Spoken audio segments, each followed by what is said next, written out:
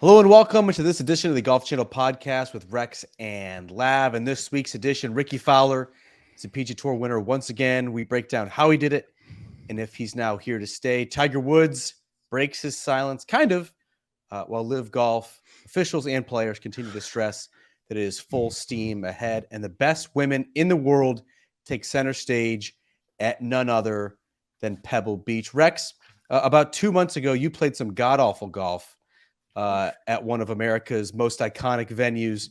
What are you most looking forward to this week at the U.S. Women's Open for the first time being played at Pebble Beach?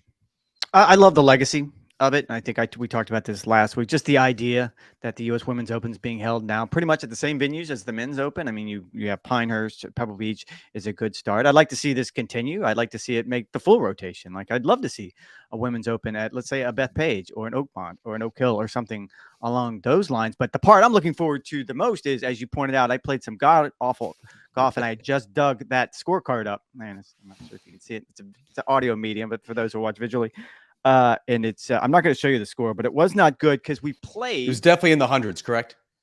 Yeah, probably. Yeah, that was a tough day. What's funny is when people ask me back on those back-to-back days, I actually played so much better at LACC than I did at Pebble Beach.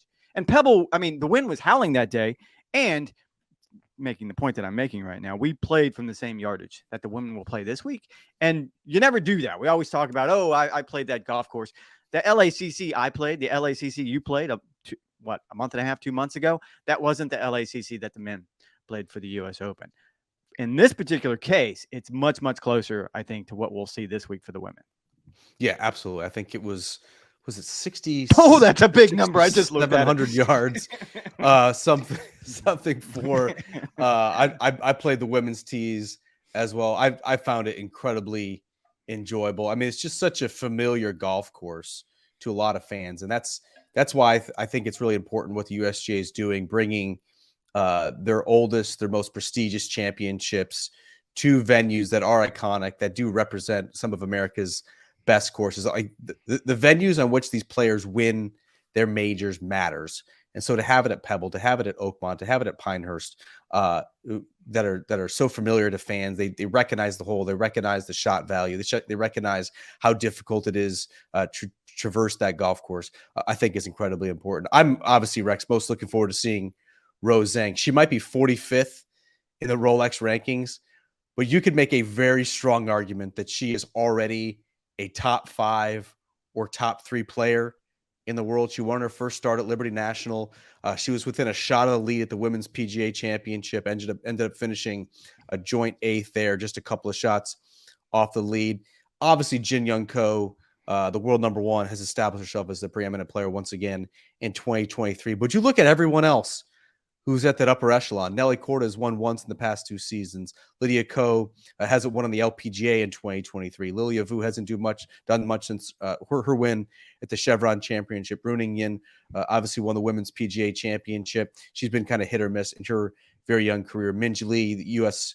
Women's Open champion from last year, has not won since that title. And so there's an opportunity for Rose Zhang over these next couple of months, over these next couple starts, to kind of, I guess, solidify what we already know, that she's a generational talent, that she's already among the best players. And every time she tees it up, she's a legitimate threat to win. And so I think on the week that Michelle Wie is bidding adieu to the U.S. Women's Open and to competitive golf, we're certainly welcoming in a new star in primetime on one of America's most iconic venues. I have to admit that I do not pay attention to women's golf closely enough, given the fact that I'm in the golf industry. In my defense, I have to spend a lot of time paying attention to lawsuits recently. So I'm even men's apparently golf. Not enough. Desert Duffer says enough. You are not. No. No, he did not name me. Don't throw me under that bus. I did not get called out. I wanted nothing to do with any of that. We'll get to that later. But you have been on Rose's bandwagon for a long, long time, maybe over a year now. I mean, I'm not sure. I'm not sure it's a bandwagon. This is like a Tiger yacht. This is a Carnival cruise ship. I mean, there are plenty of seats, and they have been occupied for a very long time. And I mean, this goes back probably to not this year's ANWA, but last year's ANWA, right? I mean, I think that's when you started beating the drum, if I remember correctly, right? That sounds about right. I mean, she's played in every edition of the Augusta National Women's Amateur. She kicked it away a couple of times, and this year was she actually finally won the title. But like, she's literally won everything that there is to win a girls junior, a girls PGA, U.S. amateur, 2 NCAA championships, the ANWA. Like this is not a stretch to say that she was going to be a great player. She's just doing everything that we thought was possible for her. But it's that verbal blabbering. It's just your verbal resumes that you have to run through every single time you introduce her, that you talk about her. Like now, all of a sudden, I'm interested. Like I'm going to watch this week just because I'm curious, first, how the golf course plays by comparison to what we've seen in the past, and two, because as you've pointed out, and I think she's kind of proven at a very early point in her career, she's this generational talent that you don't see very often in any sport. Not even golf, not even women's golf, not even men's golf, just in sports in general. So it's going to be a lot of fun. And I don't know that I'm on the bandwagon or the train or the tugboat, whatever it is you want to call it, but I'm definitely a fan. She is must-see TV, at least at this point in her career, until she has proven otherwise, that she is a legitimate threat to win every single time that she tees it up. To me, if you have a viewing option, if you have a viewing choice this week, are you going to watch the John Deere Classic on the PG Tour? Or are you going to watch the U.S. Women's Open at Pebble Beach? Well, the answer might be both, because they're going to be at different time slots. But I'm choosing the U.S. Women's Open every single time. I absolutely cannot wait to see what Rose Zhang does. She doesn't do anything extraordinarily well. She's not the longest hitter. She's not the most accurate iron player. She's not the best putter. But boy, does she manage her game well. And I honestly do think that Rose Zhang, even at the ripe age of 20, she has a chance to win this U.S. Women's Open. She already does hold the competitive course record at Pebble Beach with a 63. All right, Rex. There was a big movement. Arguably one of the stories of the year. Obviously, it's the non golf competitive story of the year is what's going on with the PGA Tour and the Saudi stuff, and we'll certainly get into that. But one of the stories of the year in 2023, golf wise, competitive wise, has been the resurgence of Rickie Fowler. He has been certainly trending upward. Had a chance to win the U.S. Open among myriad other chances in 2023. Finally got it done in a playoff at the Rocket Mortgage Classic over Adam Hadwin and Colin Morikawa. Birdied the 72nd hole in regulation, and then after a terrible tee shot in overtime, stuffed it to 12 feet, and then poured in the putt. I loved the reaction. There wasn't like this guttural scream. There wasn't this enthusiastic fist pump. Like it was just like, yeah, just a sigh of relief. What do you think this victory, the sixth of Rickie's career, first since 2019, meant to him, and what do you think it means moving forward?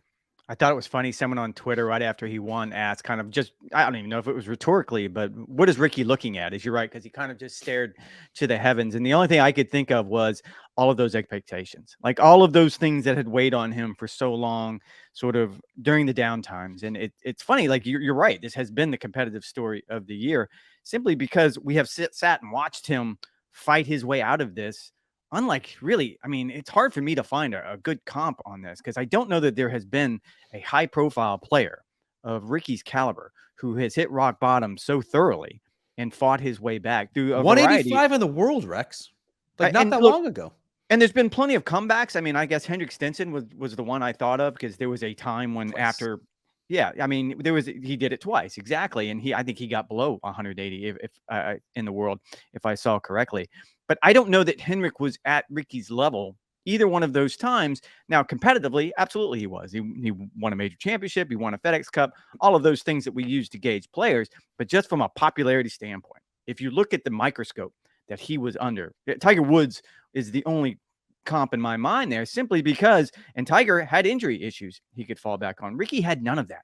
He had to face it. He had to shoulder it. He had to sort of fight his way back piece by piece. I'll keep going back to the conversation that I had with Butch Harmon, his swing coach at the U.S. Open. And Butch goes, look, the swing's been good for a really, really long time. Right? Really ever since last fall. He said it didn't take long for all of these changes, because we went back to a lot of things that he did when he was younger to quote unquote bed in. He goes, the hard part for him is getting rid of all that baggage. Getting rid of all that bad play over all those years and all that doubt. That's the hardest part. It's been such a fascinating study in how mental this game can be. I mean, think about where Rickie Fowler was 11 months ago. Fine. He was 185th in the world. Getting over pneumonia, everyone. I'll officially, yes. Mea culpa. I've had pneumonia for the past 2 months. I'm now recovering. And soon I'm glad I sat next to you for one of those weeks. That's awesome that you're telling me now. Very good. It's fine. I didn't hawk any phlegm on your keyboard. He was most certainly did. Sure. Think about this, Rex. 11 months ago, he was 185th in the world. He just fired John Tillery, his swing coach. He just fired Joe Scavron, his trusty caddy of more than a dozen years. I think back to the BMW Championship with that players-only meeting when he flew up from Palm Beach with Tiger. He wasn't invited because Rickie Fowler was one of the best players in the world. He didn't even qualify for the second playoff event. He was invited there because of his fan appeal, and he was important, and he was friends with a lot of those guys in the room. I think at that moment, it was easy to think that Rickie Fowler's career was on life support. He was going to play in some of these marquee events that the PGA Tour was cooking up just because of sponsor exemptions or other avenues that they could create for him. But it seemed like at that point, his best days of his career were behind them. I always think back to Butch Harmon saying famously, Rickie, do you want to be a Kardashian or do you want to be a professional golfer? And everything is kind of conspiring against Rickie at this point. When you look at last fall, he was 34 years old. He had not been playing well. He was now a husband. He was now a father. He was so far removed from being an elite player. It just seemed like he was going to just kind of fade into the abyss at that point, and he'd be fine. He has untold millions that he could fall back on. And so I think you have to give an immense amount of credit to Rickie. He has always been known as golf's pretty boy, and yet he has done the dirty work in becoming a great player once again, regardless of what the OWGR says. Like, Data Golf has Rickie Fowler as a sixth-ranked player in the world right now. It's inarguable the type of golf that he's playing is the best of his career. And yes, he's won a Players' Championship. Yes, he's top 5 in all 4 major championships in a single season. This is the best Rickie Fowler's ever played. And at this age, with where we were 11 months ago, I think it's nothing short of remarkable. Well, I remember going back to last year, and it was the playoff event in Memphis. And I talked to him on Sunday. He had teed off early, and it was about something entirely different. Actually, in the silly world we live in, I think I was actually talking about slow play at the time. And I didn't even look to see what he had done on the last hole. And if I remember correctly, he either made a 7 on the last hole or an 8. He made triple. And like, we sat and talked for 20 minutes on the record. Then we sat and talked for another 20 minutes off the record about whatever, family, kids. And then he just moved on. It wasn't until I got back to the media center that I just kind of looked to see what had happened on the 18th hole. I don't know another player in the game that would do that. I mean, even Rory, who I think in the past has been very, very good with the media, that has changed over the last few months, would never do that. If he finished with a triple, he was not going to talk to anyone for a long time. In my mind, it shows you how far he had come, not really as a golfer, because again, I think he was always sort of that player inside, even as he went through these struggles with John Tillery and everything else that he went through, but as a person. And I think he's talked a little bit about that recently, where he sort of opened himself up that he had never really done before, that he was just a better father, a better husband, a better friend, whatever the case may be. As bad as those times were, I think he'll look back probably 5 years from now and say he kind of needed that to get his career back on track. Yeah, and he's always said, like, the golf there is a mute button. It's the red one. It's right there on your screen. I take that back, Rex. He didn't make a triple. He made a centuple bogey. Oh yeah, he made a 9. I knew it was a big number. Made a 9 and shot 72 that day, which goes to show you he is always capable of making a lot of birdies, but boy, he can make big ones with the best of them. Like, the golf was the only part of Rickie Fowler's life that wasn't going well. He obviously is incredibly popular among the fans, he has remained so. He's always been good with us in the media. He has a beautiful wife, a great kid. Like, everything in his life is going great except golf. That makes it a little bit easier, right? Because it's not like you're depending on golf, but it also makes it harder. This is the one thing he's defined his life over for the past 15 or 20 years. And that's not going well. So I just think it's a testament to I think he's a little bit grittier. I think he's a little bit tougher. I think he's a little bit more stubborn than perhaps we gave him credit for. I think it's easy to dismiss him, but Rickie Fowler, to his credit, has worked his way all the way back. I do remember, Rex, last week for our Golf Today hit, you and I bandied about. Run. That did not. You know what? That did not run. Yep. We have video evidence that we did it, but it did not run, unfortunately.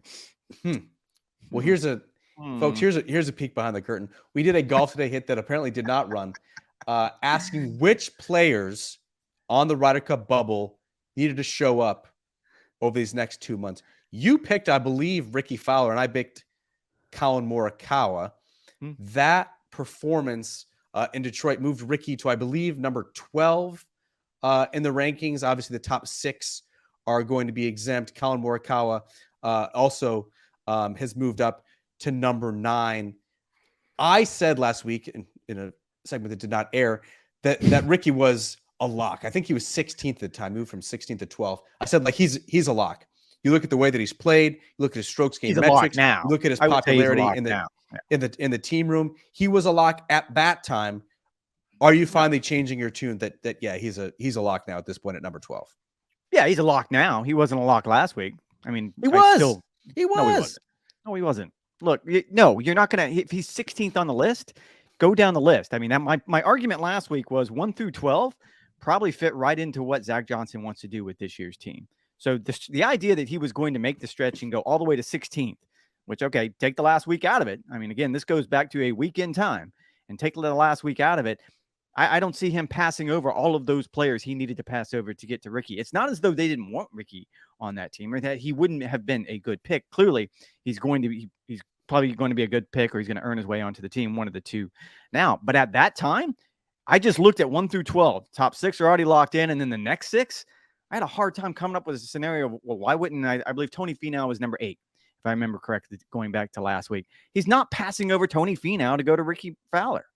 The guys who, at least as of last week and potentially still as of this week, are kind of in that trouble spot are like a Cameron Young, who's been slumping for the past several months.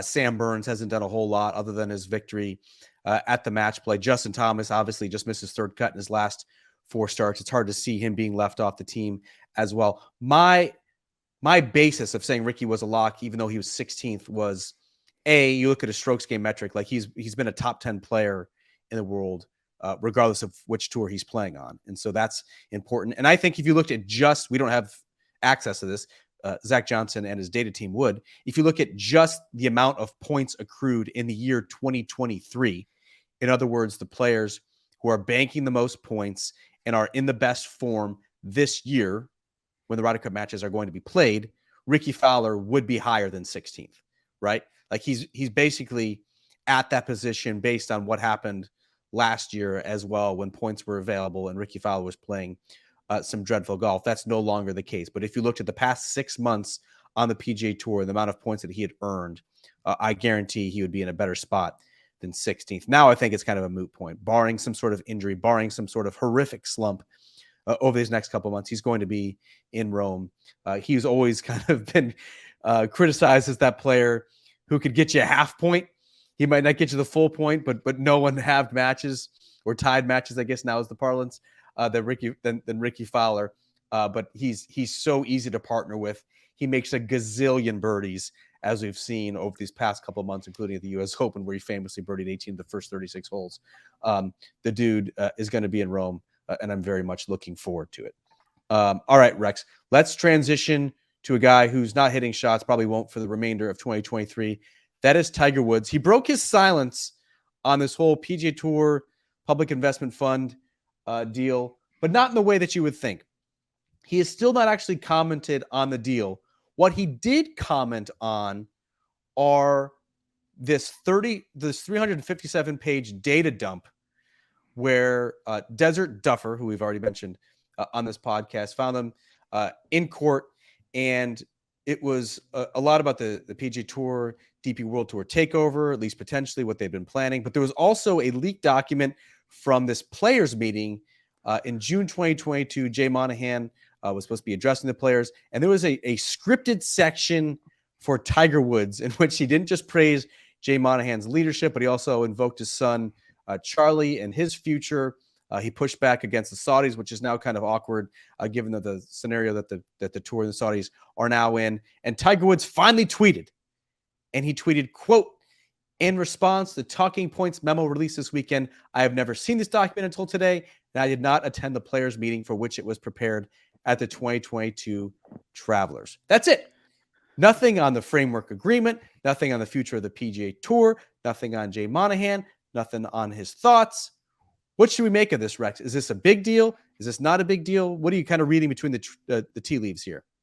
Oh, I don't think it's a big deal that he didn't address the framework agreement, because I think, like a lot of top players, go back to the week it was announced. I mean, Rory was sort of left holding all of that water for the PGA Tour and essentially said nothing either, because he doesn't know anything. I mean, even now, a few weeks down the road, after we've already had a tour policy board, which that was clearly the conversation that they start talking about, instead of a framework agreement, they have to start working towards the definitive agreement. And they have just started that process. So no, I wouldn't imagine Tiger Woods was going to have anything to say on that front. As far as addressing the meeting, it is interesting that this lawsuit, it is ongoing. And it is curious because I heard from people in Tiger's camp that he'd never seen the memo and that he wasn't at the meeting. Just out of curiosity, I reached out to 2 or 3 players who were at the meeting, and they made it clear that Tiger was not there. And they said actually Jay's comments didn't even dovetail with what that memo said. So my guess is somewhere along the process, if it is a legitimate document and if it was in the court record, you have a tendency to believe that it is, not necessarily it's so, but you have a tendency. I guess that was some sort of working document that the tour was could have been a first draft. Could have been kind of just like a script. So Jay Monahan, as opposed to maybe I would compare him on this front to, let's say, Mike Wan. Very good. You turned your head that time. Still, the red button, mute button is right there. That would have made it a lot easier. Mike Wan is probably the best comparison here. You and I have spent time around Mike. We have seen Mike in press conferences. He talks very, very fast, and he has a tendency to say 10 words when 2 words will probably do. And he does not have notes. He does everything off the top of his head. Jay is the exact opposite, from what I've been told by folks in Ponte Vedra, that he kind of needs stuff scripted out. So I would imagine that what you saw in those memos is similar to something that he would have gotten from his staff, saying that, okay, these are the 6 things we want to address in this meeting. And there was nothing in that meeting or his comments that were necessarily explosive. We knew that he came out swinging against the Saudis. We knew that he was leaning into this legacy thing. From the very, very beginning, it was their strategy. So I wouldn't even find that to be particularly exciting. I say the one thing that stood out is that they were hoping there was some sort of wish list item that Tiger would show up at this meeting and that he would lean in on the side of Jay Monahan, as strongly as this memo makes it sound. Outside of that, this is just the tour's normal back and forth throughout this entire process. Yeah, and like it's just kind of funny to think that Tiger Woods couldn't think on his own and needed some sort of prompt or some sort of script. Like I fully believe that this was just like a working document, and it probably was not for distribution among anyone other than Why don't you take a drink of water? Yep. Take a drink of water while you got a second. I do. Yeah, no, I'll go ahead and fill in for you on this one. The idea that someone's going to hand Tiger Woods talking points that may or may not be something that he wants to say or believes in is comical. It's laughable. Laughable. No one does that in his own camp. And no one certainly at the PGA Tour would ever be able to hand him talking points and just expect him to be, oh, okay, I'll adhere to this. That's not the way it works with Tiger Woods. With others, it works a little bit to that degree, but no, not with Tiger. But don't you think, I guess to a larger point, Rex, don't you think it's been a little bit odd to not hear from Tiger on this point? What would he say? The biggest story in the game. What would he say? The biggest name in the sport. Something. Literally just say anything. What? I mean, what? I'll go back to the press conference. Literally just say anything. Say, I'm as surprised as anyone and look forward to seeing this shake out. Literally just make some sort of public comment. The fact that he hasn't, after being so intimately involved with the Delaware meeting, obviously not as front-facing as a Roy or a JT in this space, but still, I mean, God, when Tiger Woods speaks, he has the power to bend decisions to his will, or to shape policy. And the fact that he has not used it is kind of shocking to me. Maybe, but he's never done that before. I mean, kind of the only example that we've seen of him doing that was what Delaware. better time than now? He's a non-factor competitively. He's not playing. Yes, would it be more impactful if he was still playing actively on the PGA Tour, playing 15 or 20 events? Yes, obviously. But he's still the most famous asset. He's still the biggest asset the PGA Tour has. No, he has nothing to gain from saying anything right now. Again, I'll go back to the Canadian Open when this it had just gotten announced, and clearly Rory McIlroy was caught flat-footed. There was nothing he could say. I mean, he kind of talked himself into circles and acknowledged that, look, this is putting me in a really, really bad position. Tiger would never do that to himself if he does not have to. If he doesn't have to get in front of reporters and answer uncomfortable questions, then don't expect him to do that. And again, it goes back to, what is he going to say? I can tell you from people Literally, just inside say anything. Literally, say anything. Anything. He was surprised as we were, as everyone else was. So he might have had a little bit more of a heads up, maybe a day or two. But trust me, when this all landed, he was as shocked as anyone. And I'm sure the initial reaction was, I don't like this. Like, this is what we've been fighting for the last year. Tell me why I should suddenly be on board. I don't think anyone's gotten a good answer on that front. So again, I have no problem whatsoever with Tiger keeping his silence until he knows more information. Does he like the framework agreement? Probably not. Give me a definitive agreement before I have to say anything. I think it's also not out of the realm of possibilities that he's still doing some back channeling here, right? Like Roy McIlroy's, as a member of the PGA Tour Policy Board, has some influence, has some sway, has some power in what the definitive agreement is going to be. Tiger Woods and Roy McIlroy are very close. You would think that Tiger has at least been in Rory's ear. Tiger Woods, if not in Jay Monahan, Tyler Dennis, or Ron Price's ear as well, to make sure that his voice is heard on this and that he's at least comfortable with a definitive agreement will eventually look like. You do not keep out the biggest asset the PGA Tour has from these discussions, even if it's not in an official capacity. Is that fair to say? No, he'll be part of the conversation. Absolutely. Yeah. And I would say there'll be a handful of players either on the policy board or not on the policy board that'll be a part of this. And I mean, there's a bunch of reasons why. I think you're touching on the obvious one, which he should be and can be and probably will be the voice of the PGA Tour moving forward on things like this. However, there's other fact. Tiger has financial interest involved here on a number of fronts. One, Tomorrow Sports, which is sort of the maker of the TGL League that Tiger is heavily invested in. That's part of these for-profit assets that are going to go into the big pool of money that's going to make Newco. So he has interest in this. The tour's retirement plan is not, but certainly the other investments of the tour that could impact the retirement plan is. So yes, Tiger's got a lot of interest beyond just the obvious competitive landscape. And Rex, what do you think? Live Golf played another tournament last week. Valderrama. Taylor Gooch became the first 3-time winner of a season, beat Bryson DeChambeau, who I actually thought played quite well at one of Europe's most iconic venues, one of Europe's most difficult golf courses as well. I think Bryson actually could surprise some folks in 2 weeks' time at the Open Championship. But what we heard and what was reported from our buddy Alex Maselli at Sports Illustrated is that Yasser Al-Rumayyan, governor of the PIF, sat down with, thank you very much, I'm no Tilu, sat down with Bryson, with Brooks, with DJ, and with Phil, and basically stressed that nothing's changing and they're all systems go full steam ahead for 2024. That obviously runs counter to the PGA Tour talking points, which have stressed that the PGA Tour is going to have full control, according to the framework agreement. Jay Monahan, commissioner of the PGA Tour, will do an empirical review by the end of the year of Live and can decide its future, whether it continues on as kind of this parallel asset, whether it folds, or whether it's incorporated that team structure into the PGA Tour schedule. What's going on here? Because those are wildly different viewpoints of what is essentially the same framework agreement. I'm going to pull back the curtain a little bit more here just to let everyone in on the inside joke.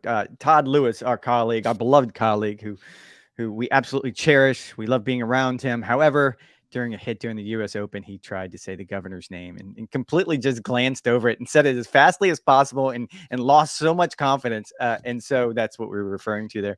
And His Excellency. Tilu just used His Excellency. Well, no. And to be fair, and I even told Tilu afterwards because he knew immediately. But as soon as the camera went off, like, oh, God, terrible. No, didn't do that. And trying to make him feel better, I go, that's why I don't even try. And I have spoken with a lot of people over at Live Golf, asking them, begging them, like, please help me with this. Am I saying it right? And I always get the, yeah, it's fine. And I don't feel comfortable with it. So me, talking about leaking confidence, I always run screaming to the governor of the Public Investment Fund of Saudi Arabia. And it comes out like a clunk of bricks because it always interrupts a thought. It always stops like right in the middle of a sentence. And then I have to pick up because I'm not going to mess it up. I can't refer to him as Yasser. Like, that's not going to happen. No, that's like, it's like Kobe, LeBron, Brady, Rory, Tiger. So in Tilu's defense, he gave it a shot and just fell flat on his face. Me, on the other hand, I'm not even willing to. I just crushed it. Didn't even think about it. Yeah, you seem to have done all right. No, I'm not second nature sure how to do it. It does not run completely counter to what we know, to get to your question. I think what you need to go to is in the agreement it talks about the concept of team golf and how it will be applied. It never mentions Live Golf. Now, Live Golf is one of those for-profit assets that's going to go into that big bucket, as I just mentioned. However, Live Golf can live on in its own as its own entity within that bucket, within NewCo, let's call it, since we haven't come up with a cooler name, and I think that's the coolest name ever. I think what you're going to end up with, there is a possible universe where Live Golf stands on its own and is its own entity, and the PGA Tour just incorporates an element that, imagine a scenario where you had 4 times a year teams of PGA Tour players playing against teams of Live Golf players, or something along those lines. I don't think that's out of the realm of possibility. But Jay Monahan is the one who's deciding it. He will have a say in the voice. I don't think saying he's the one that will decide it is correct at all. I mean, I think if you look up the makeup of the signing off committee, on the recommendation by Jay Monahan, I think if you look at the executive committee, I think they'll have a lot of say in exactly. Like, look, the PIF, the governor of the PIF, will have a minority stake in whatever NewCo is. That's not to say that the governor of the PIF still doesn't want Live Golf to continue. I think that would be a mischaracterization. The writing on the wall and what it looks like right now, I would agree with your assessment that it looks as though Jay Monahan will have the ultimate say if Live Golf lives or dies at this point. But again, where the money is coming from and how they want to create this NewCo, I think he would probably have to look at it as a pie. And each one of those pieces of the pie can operate independent of the others. It's a very interesting point. It seems at this point, and I think you have to characterize Live Golf's future as uncertain. I wouldn't characterize it as dire. I wouldn't characterize it as encouraging. I would characterize it as uncertain. And you could make the case that what Yasser El-Rumayyan is doing is essentially reassuring his employees to not freak out, to not want to jump ship, to kind of stay the course until more gets figured out over these next 4 or 5 months. 2 points that I think adhere to this. One, in the agreement, the framework agreement. Within that agreement, and one of the few things that was pointed out is that there'll be no more recruitment of players between any of the entities. So on that front, you would just assume that, okay, the 48 that Live Golf has right now is the 48 you have to ride with. And if that's particularly the case, then yes, I would say that it doesn't look great for Live Golf going forward, because you're going to end up having players. I mean, Lee Westwood is not going to play for another 10 years. And so you're going to have to replace him eventually. The other half of that element is many of the players who went to Live Golf have contracts that were between 3 and 5 years long. And those contracts haven't been paid out in full. And so at this point, Live Golf, the PIF, the governor of the PIF, probably is just appeasing those quote unquote business partners, because those guys want to get paid one way or the other. If this ends up being deep sixth after this year, they still want to get whatever that number was that they had on their contract. It is interesting to me, if you want to talk about what the future might look like. One, Greg Norman has still not talked to the players. So that to me sends a signal. Number two, nearly a month went by between the announcement of the framework agreement and anyone from the PIF sitting down with the players and trying to explain to him what this means to them. That to me is the part I would look at and be like, that's not great. I would tend to agree with you. Hopefully we get more answers. Not optimistic that we will. Hopefully get more answers here in the coming weeks of what this definitive agreement will look like. Rex, on last week's podcast, caught a little bit of heat. When we ranked our we favorite did not rank barbecue anything. Nope. holidays. We didn't rank anything. I did. Yep, I think that was a deceptive headline on the part of our editor. I took the heat quite literally. While ranking our favorite barbecue headlines, I barely put the 4th of July in my top 5, Rex. Because you know why? For the sole reason that it is too hot. And Rex, let me show you a picture. I know this is an audio medium. Here's a picture of what it looked like when I was grilling. That is so good. The feels like temperature, Rex, in Eatonton, Georgia, what in the sun was 128 degrees. Now tell me, why are you grilling in the sun?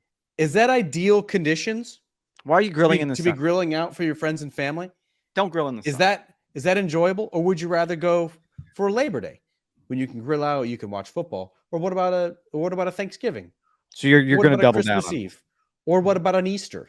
Yes, I'm doubling down. And keep in mind, this was a personal ranking. I no longer live in the Northeast. you live for a time in the Pacific Northwest.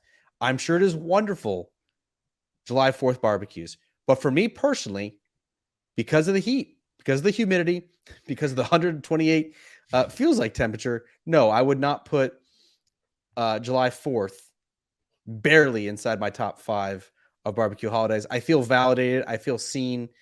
I feel like I made the correct call because I wasn't just seasoning those hamburgers with salt and pepper and garlic powder. I was seasoning them with sweat too. Just pouring sweat right over the flames. You probably need to try to clean all this up at the very end of every one of those sentences you're throwing out with it. And thank you for your service, because that'll help a little bit. And the other one is, this is what I sent you yesterday. So smash burgers on the Blackstone. Smash burgers on the Blackstone. Yep. You see what's in the background. You see the pool. So yesterday I was on that porch all day long making smash burgers. Newsflash: Rex Hoggard is rich. He owns a pool, and he wants you to know about it. No, that's not it. I own a very, very old house with a very, very old pool. It's going to cost me a fortune to resurface it. If anyone out there can help me with that, please let me know. However, you can.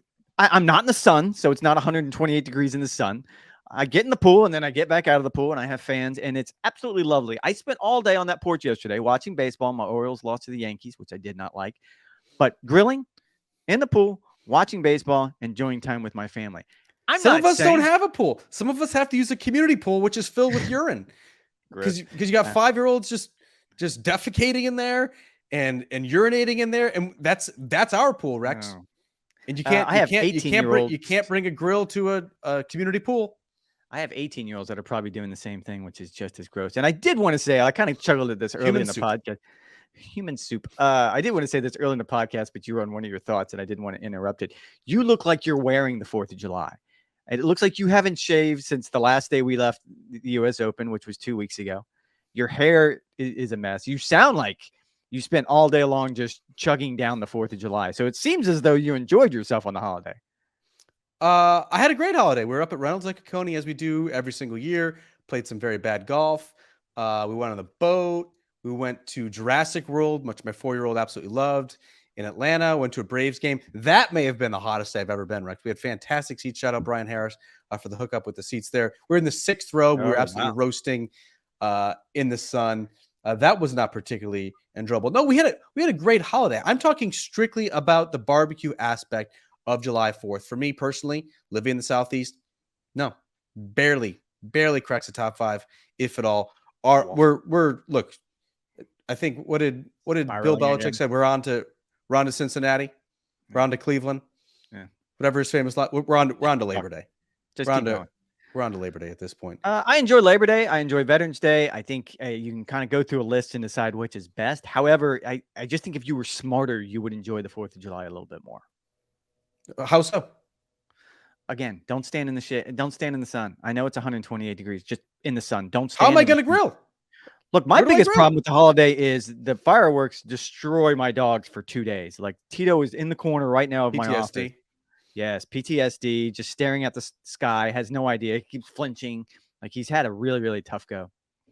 I got to give my kids credit. There was fireworks last night at 9:05. I was in bed at 7:35. It was a big holiday weekend. In bed at 7:35, woke up to the sound of basically Normandy going on right outside the door, right outside the windows. Those kids did not wake up.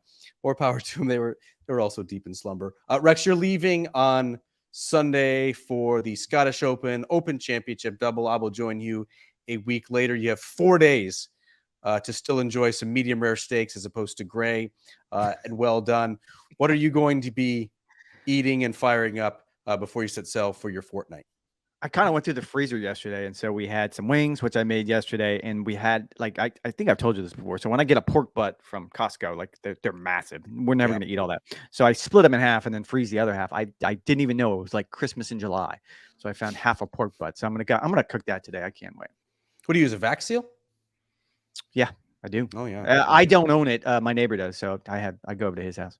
Wow. Folks, he has a pool but does not have his own vac sealer. Shout out to Danny. Thank you, Danny. That is a truly tough scene. Speaking of finding things in the freezer, I found beef cheeks. I'm not sure if you ever had those before. I'm going to thaw those out, smoke them.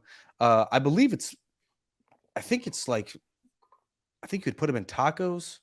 I don't know. I found them. I was intrigued. I think I got those at Costco as well, but I was intrigued by them. Threw them in the basket, and now I'll spend the rest of the afternoon on YouTube seeing exactly how to cook those. But I'm sure they'll be delicious. And then I will join you in a week's time. So next week's podcast will be live from Scotland. Renaissance Club, I believe, is where the Genesis Scottish Open will once again be played. A co-sanctioned event on the PGA Tour. Always a great time. Rex is going to be staying across the street from my favorite golf course on the planet. Yes, even ahead of Palmetto, North Barrack. He'll be bringing his sticks. That'll be a great time. He will not have his new Titleist clubs in the bag. Sad to say, but I will when I bring them across the pond. So we'll be reporting live, at least Rex will, from Scotland next week. We'll have a recap of the U.S. Women's Open, the John Deere Classic, Live London, anything else that comes up from the range at Renaissance Club. We'll bring it to you next week, time difference and all. All right, that's going to do it for this edition of Golf Channel Podcast with Rex and Lav. We'll be back next week. Hopefully, my meds will be kicking in. I will not be coughing on this podcast any longer. Shout out to Catherine on Doctor on Demand.